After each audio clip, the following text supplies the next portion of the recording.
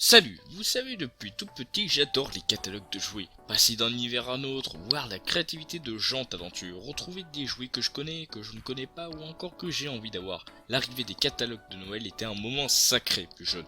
Je les regardais tous, même s'ils proposaient des jouets identiques. Bref, du rêve en barquette. Cependant, avec internet, les catalogues physiques se font de plus en plus rares et le digital n'a pas autant de charme que des pages à tourner. Et puis, accessoirement, j'ai grandi. Ce qui fait qu'une liste de cadeaux de Noël est passée de ça à ça.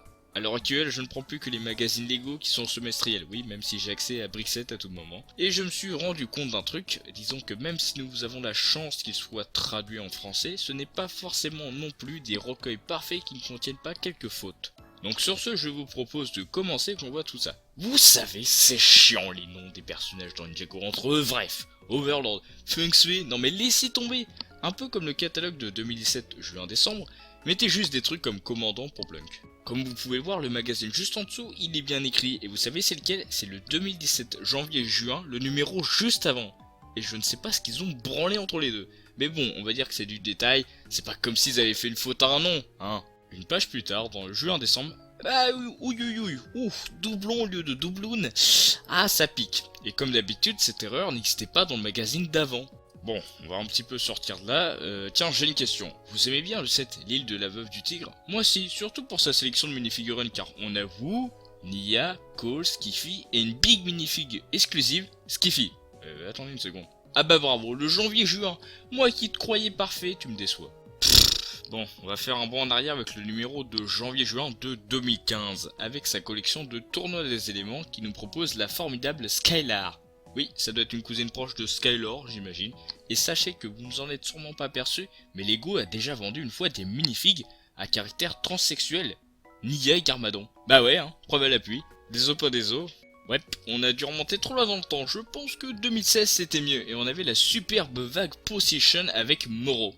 C'est raté. D'ailleurs, petite anecdote, en faisant mes recherches, je suis tombé sur un wiki FR de Lego Minifig, si j'ai bien compris, et bah les créateurs ont dû lire ce magazine car...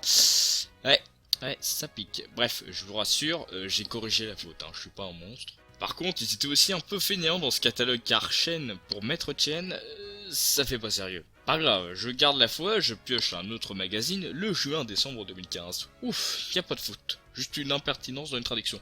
Bordel, il s'appelle comment ce petit robot? Décidez-vous à la fin. Et le blanc sur le blanc, c'est pas le meilleur des choix, vraiment pas le meilleur. Et le texte qui dépasse, super classe. Et puis, vous savez, je respecte les pros VO, mais vous avez abusé là. Garder les noms anglais pour les personnages de Scooby-Doo, alors que vous avez traduit le nom des ennemis, c'est critiquable, hein. Putain, mais si 2016 et 2017 et même 2015 c'est bah je vais tenter 2014. D'ailleurs ça me rappelle quelque chose. J'ai vu Jockey la semaine dernière. Oui là, le mec, je sais pas, je crois c'est les nuits de Batman, un truc comme ça. Ah ça commence à devenir chaud comme faute quand même.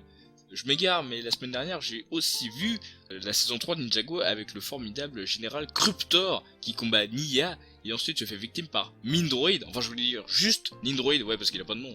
Oh là là là. Ok, faut un truc récent, comme 2019 janvier-juin. Ouais, c'était pas une bonne idée, mais ils ont enfin viré l'artiste avant-gardiste de tout à l'heure, car ils ont finalement mis un contour autour des LED pour Minecraft. Après, coup dur pour la licence, car 6 mois plus tard, dans le numéro d'après, les Pro-VO sont revenus casser les couilles.